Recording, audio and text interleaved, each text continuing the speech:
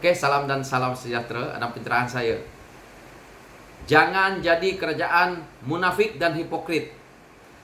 Yang mana kita dengar hari ini yaitu kerajaan Melayu Islam.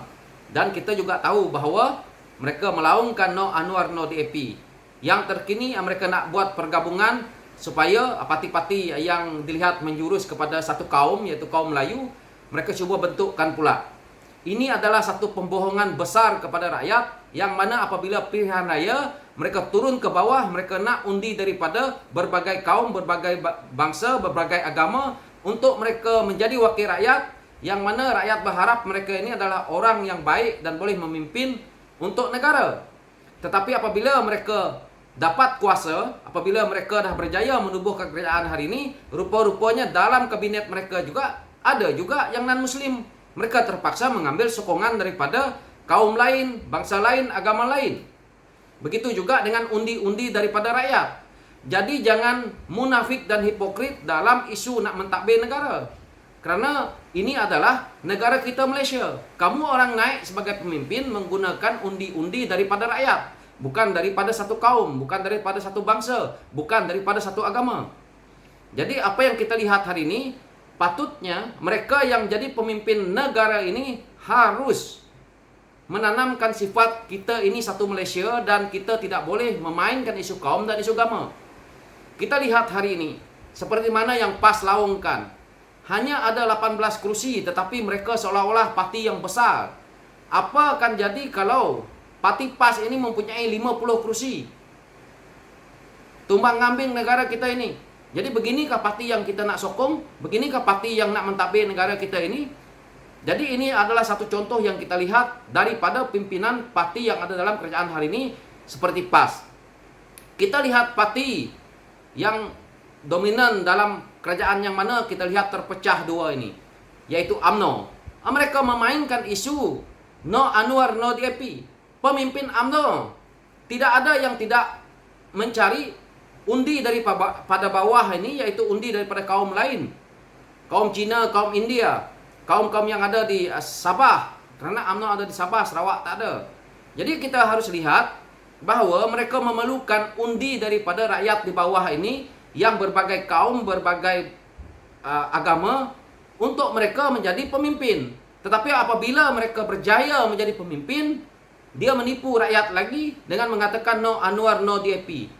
Apa tujuan UMNO nak mengatakan no Anwar no DAP? Mungkin pucuk pimpinan mereka ataupun mereka punya ahli-ahli yang di bawah tidak paham. Tetapi untuk kita rakyat harus kita tengok bahawa ini adalah satu pembohongan. Mereka tidak boleh berdiri menjadi pemimpin hari ini tanpa undi daripada berbagai kaum. Jangan mereka membohongi rakyat terlalu lama seperti ini, yang mana mereka mainkan isu kaum, mainkan isu agama, yang mana kita lihat negara kita ini semakin tercorot dan semakin dibelenggu dengan masalah ekonomi kerana pentadbiran negara kita ini tidak stabil kerana pemimpin menjual bangsa dan agama dan mereka tidak berjaya untuk menarik pelabur untuk terus melabur ke Malaysia. Ini yang kita lihat hari ini.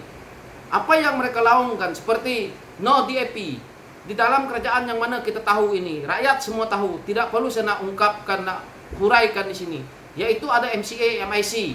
Begitu juga kita lihat parti daripada Sarawak yang mana GPS itu di dalamnya adalah tercantumnya kaum-kaum lain juga.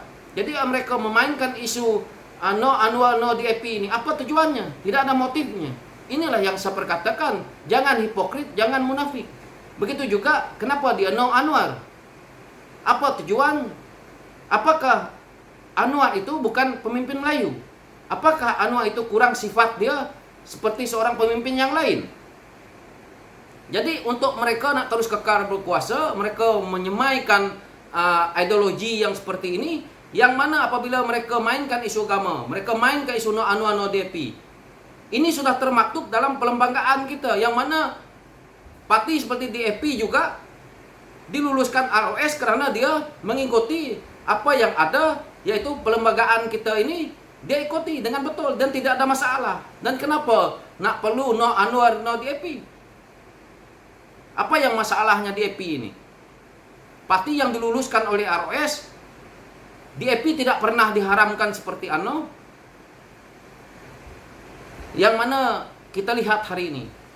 Mereka cuma berebut kuasa ini dengan menjualkan agama, menjualkan satu kaum untuk pemimpin-pemimpin ini, pemimpin-pemimpin lama ini terus kekalkan kuasa mereka dengan mereka mengaut keuntungan daripada sumber negara ini untuk kepentingan pribadi.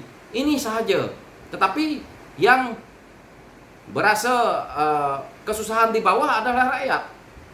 Pergolakan politik yang berlaku ini, berpanjangan ini, selagi Perdana Menteri ini tidak mau letak jawatan, akan menyusahkan rakyat, yang mana rakyat akan terus dalam kesusahan, manakala mereka yang di atas terus mengaut keuntungan dengan gaji-gaji, dengan proyek-proyek agihan mereka. Ini adalah hakikat. Parti Bersatu yang mana dia kita lihat hari ini, yang seolah-olah mereka yang hebat, tetapi hakikatnya mereka telah mengambil ahli-ahli daripada parti lain untuk bergabung dengan mereka, yang mana kita panggil sebagai katak. Ini adalah hakikat. Jadi kenapa perlu munafik dan hipokrit mengatakan kerajaan yang terbentuk ini kerajaan Melayu Islam dan no Anwar, no DAP? Apa yang faedahnya kepada rakyat? Apa faedahnya kepada kaum Melayu? Apa faedahnya kepada kaum-kaum lain? Jadi apa gunanya sebut nama Malaysia ni kalau kita main isu kaum dalam pentadbiran negara? Apakah faedahnya kita mainkan isu agama di dalam pentadbiran negara? Pikirkan sendiri. Jangan kita jadi orang munafik dan hipokrit sebagai seorang pemimpin. Kenyataan pemimpin-pemimpin kita yang ada hari ini dalam kerajaan sudah tidak relevan lagi. Rakyat dah tak boleh terima. Setiap kali mereka lakukan sidang parlimen, kita dengar hujah-hujah mereka. Begitu juga sidang media mereka, kita dengar hujah-hujah mereka, jawapan mereka kepada rakyat. Tidak dikehendaki oleh rakyat kerana tidak capai apa yang rakyat mahu. Jadi pemikiran itu harus diubah. Jangan lagi jual sentimen perkauman dan agama. Dan jangan lagi memikirkan bahawa kita nak mempertahankan pemimpin parti kita walaupun mereka tidak betul. Kita patut hari ini melihat kepimpinan dalam parti kita yang kita sokong itu, kalau pemimpin kita tidak betul, kita perlu tolak dia dengan dia perlu berundul dan diganti dengan pemimpin yang baru. Tetapi apa yang berlaku hari ini, kita lihat pemimpin seperti daripada parti UMNO, parti PAS, mereka masih mengkekalkan pemimpin-pemimpin yang lama-lama nih. Jadi pemimpin baru mereka tidak boleh naik kerana tidak ada kekosongan di situ. Jadi ini perlu dirubah supaya negara kita ini membangun dengan baik dan kita tidak lagi duduk di dalam keadaan yang sama seperti ini. Kalau kita ni masih lagi memainkan isu perkauman, masih mainkan isu agama, maka negara kita ini tidak akan bertambah maju, makin mundur ke belakang. Kerana kita lihat negara-negara lain di sekitar kita ini, negara-negara Asia ini, mereka dah hentikan isu perkauman ini, isu agama ini untuk membangunkan negara. Kita lihat contoh negara besar, negara Indonesia sendiri pun, yang begitu ramai orang Islam di sana. Mereka sudah tidak mainkan isu agama ini. Saya selalu ke Indonesia, saya melihat apa yang berlaku di sana, yaitu kadang-kadang saya tidak tahu bahawa ini adalah orang Cina Indonesia. Ini adalah orang Jawanya, ini adalah orang Bugisnya. Kita dah tak tahu mereka ni. Yang kita tahu mereka tu adalah orang Indonesia. Begitu juga kalau kita ke Singapura. Mereka menggunakan bahasa Inggeris sesama mereka kerana bahasa mereka, bahasa utama bahasa Inggeris. Jadi kita tak tahu mereka ni Melayu, kita tak tahu mereka ni Cina, kita tahu mereka ni India. Dan mereka ada persapahaman yaitu Singaporean. Begitu juga negara-negara lain, contoh-contoh seperti Filipina pun begitu. Mereka tidak ada menggunakan isu Cina, isu kaum lain, isu bangsa lain. Mereka membudayakan seperti itu. Kesilapan yang berlaku dalam negara kita ini, siapa yang puncanya? Jadi hari ini kamu nak mempertahankan bahawa contohnya seperti Parti UMNO yang selama ini memimpin Barisan Nasional untuk memajukan negara. Tetapi tetap ada kesilapannya, yaitu dasar yang mana mereka tidak laksanakan dengan baik, yaitu apabila sebut tentang masalah persekolahan, masalah budaya, masalah perkauman ini, yang mulakan siapa? Yang mulakan adalah kamu orang, karena kamu orang sebagai pemimpin dahulunya tidak laksanakan dasar ini kepada rakyat dan tidak dilaksanakan dengan baik.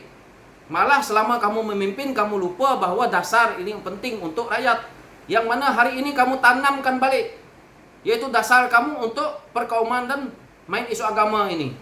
Untuk apa? Apa kesudahannya? Kesudahannya adalah perpecahan dalam negara yang mana tidak menguntungkan kepada satu kaum pun. Jangan ingat, satu kaum yang besar pun di Malaysia ini tidak akan hancur kalau mainkan isu ini. Yang untungnya pemimpin, rakyat di bawah akan sengsara. Hakikat sebenarnya rakyat di bawah ini tidak ada pun yang resist, tetapi kamu orang pemimpin tanamkan kepada mereka ini tadi untuk mereka resist melihat kaum lain. Karena apa ini juga berlaku? Karena sifat cemburu kita tidak mampu bersaing dengan kaum-kaum lain. Kita harus mulakan dan diri kita ini kepada anak-anak kita, kepada saudara mara kita, adik-beradik kita, untuk terus merubahkan diri kita. Jangan mengharap tongkat daripada kerajaan sampai selama-lamanya. Apabila pula disebutkan isu Menteri Kewangan hanya memberi RM30, ini bukan satu yang pada saya yang kita dengar sangat baik. Kita sebagai rakyat, kita sebagai kaum Bumi Putra, saya malah malu mendengar apabila walaon mengatakan bahwa Menteri Keuangan Lim Guan Eng dulu memberi RM30. Kamu tidak malu ke sebagai rakyat berharap kerajaan memberi kamu duit banyak? Kemana maruah kita?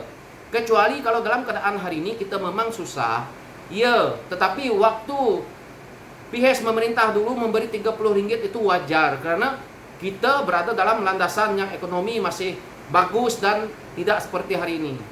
Kenapa perlukan bantuan? Kita ada tangan, kita ada kaki, kita boleh bekerja, kita boleh laksanakan kerja dengan baik. Kita patutnya bekerja ataupun membuat usaha supaya kita berjaya.